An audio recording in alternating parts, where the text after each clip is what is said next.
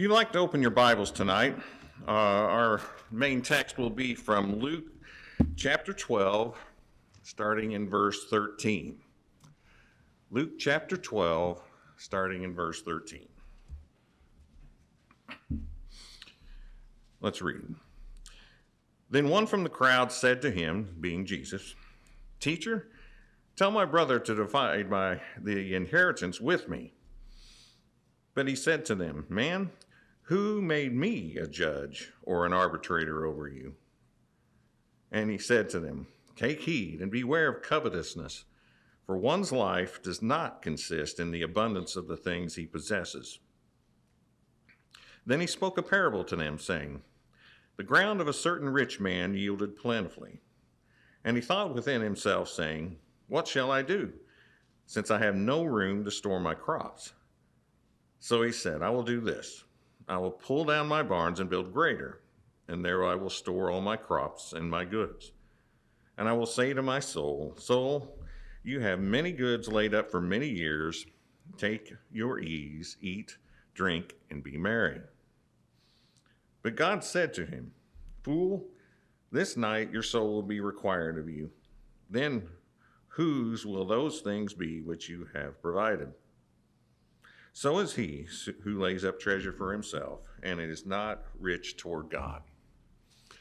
So we see Jesus trying to get a message across to them and to us as well, trying to understand what is important in our lives.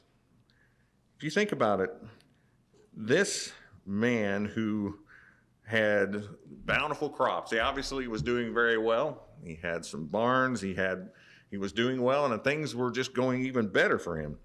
And he had more crops, more bountiful harvest that he had to make more room for. Think about that from a worldly standpoint.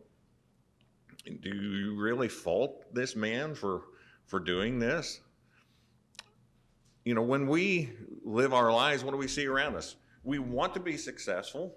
We want to have some level of comfort, some level of security in our lives. We want to feel like when we are working a job that we're going to prepare hopefully for retirement, that we'll have enough there that we can have a comfortable retirement. We won't be in need. We won't be reliant on others. We'll be able to hopefully enjoy the latter part of our lives. And, we think that. And, we want to do the right things and prepare ourselves. There's nothing inherently wrong in that. You see what this man here has done. He was wanting to put himself in a position of being comfortable, to enjoy his life. Now, obviously, he obviously had his priorities wrong, because Jesus was saying, the way you are looking at this, you have it all wrong. What was driving him? What was giving him that comfort and security? The things that he had, right? The things that he was storing up. But Jesus is trying to get his attention, as he tries to get our attention from time to time in verse 20, when he says, "Fool, this night your soul will be required of you. Then whose will those things be which you have provided?" What is the lesson there for us? In verse 21, Jesus answers that. "So is he who lays up treasure for himself and is not rich toward God." It's all about what is the most valuable to us. Is it the fact that we're successful and then we can retire comfortably? Is that the only thing that is going to give us that feeling of success and comfort? Or is our priority based upon serving the Lord? What Jesus is trying to tell him is all those things that if you're only relying on things of the world, those things are going away.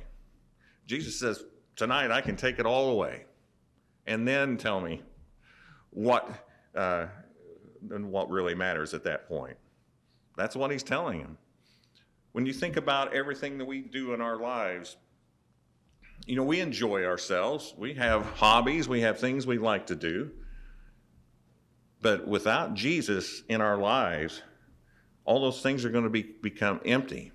I realize I look around at things as I continue to grow older.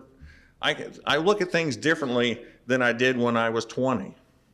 I look at things differently than when I was 35. I look at things differently when, as time goes on. It continues that way. The things I enjoyed when I was younger, I spent a lot of time. I love sports. I love sports.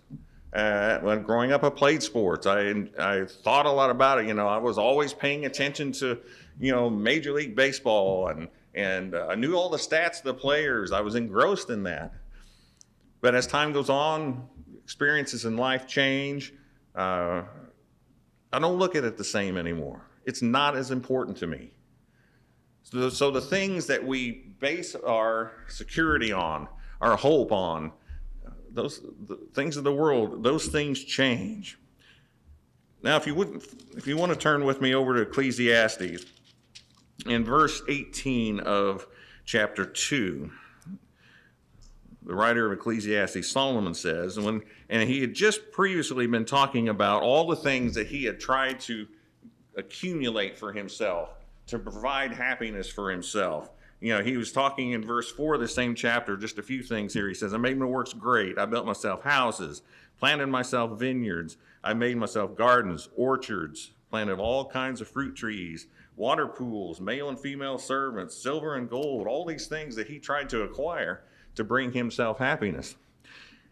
And he realized that those things were not going to provide him the ultimate happiness, because in verse 18 he says, then I hated all my labor in which I had toiled under the sun, because I must leave it to the man who will come after me. And who knows whether he will be wise or a fool? Yet he will rule over all my labor in which I toiled, and in which I have shown myself wise under the sun. This also is vanity. Therefore I turned my heart and despaired of all the labor in which I had toiled under the sun. For there is a man whose labor is with wisdom, knowledge, and skill, yet he must leave his heritage to a man who has not labored for it. This also is vanity and a great evil. For what has man for all his labor, and for the striving of his heart with which he has toiled under the sun? So you get the picture here that Solomon, everything that he had tried to acquire, the things that brought him joy and pleasure, he worked hard. You think about the things that we do. We work hard for certain things in our lives, but Solomon's saying there's going to come to a time when your life is going to end. All that is going to be left behind. It's going to be something that you're passionate about, that you've really spent a lot of energy on. If that's all that you're basing your life on, it's going to end. It's going to end up in the hands of somebody else who maybe doesn't feel the same way about it you do. The value you placed upon that is not going to be the same as somebody else may place on that. And it's going to be empty at the end. I think about, you could easily get caught up in your life, I do myself, about my job, about things I take care of at home, your family, all those things that can easily consume you. Before you know it, you're wrapped up in those things. But in the end, those things aren't going to get you to heaven. And those are the things we have to sometimes be brought back to earth to think about that. Solomon realizes that these things are not ultimately what are going to make him happy. I think about going back to my hometown. I went back there about a year and a half ago for the first time in probably 10 years. And I drove around town, drove past the house that I grew up in. I drove past my grandparents' house there in town. It's not ours anymore. It's not in the family. I just sat there by the curb and looked at the house I grew up in, and it's not in the family. I can't go in that house. I spent how many years in that house? It's not ours. Somebody, I know my dad loved to mow the grass and take care of the yard and make sure everything still does. But somebody else may come along now that it's not ours, and it may not look the same. It may start falling apart. How many times have you known somebody in your life that has had a home or something and that they've just tried to make immaculate, take care of real well? Somebody else gets a hold of it and you go back, look at it later, and it's like, wow, that really has gone downhill. But that's just one small example of things in our lives that we can place so much value on, but it's just going to be left behind for someone else. Jesus is trying to get us to focus on the things that ultimately matter, the things that will always have value, value that leads to eternity. And those are the things that are important, not the things of this world. So when we're planning our lives, we're trying to live our lives and to do these things that we sometimes get wrapped up in, we sometimes forget that God's in control. In the book of James, in chapter 4, and starting in verse 13, when we start making all these plans in our lives and next thing you know, we're consumed by it, James says here, "Come now, you who say today or tomorrow we will go to such and such a city, spend a year there, buy and sell and make a profit. Whereas you do not know what will happen tomorrow. For what is your life? It is even a vapor that appears for a little time and then vanishes away. Instead, you ought to say, if the Lord wills, we shall live and do this or that. But now you boast in your arrogance. All such boasting is evil." James is just trying to get us to understand who is actually in control. When we start worrying and fretting about everything in our lives and what we need to do and what we need to have, Jesus and God are in control. And he's just trying to remind us of that. So tonight, I want you to maybe just take a step back from life. Take a step back from all the things that pull us away and realize what is actually the things that are most important. Being here, serving the Lord, being with each other, trying to raise our family to prepare one another to try to be in heaven. That's ultimately our goal. And many times that's what we get distracted from.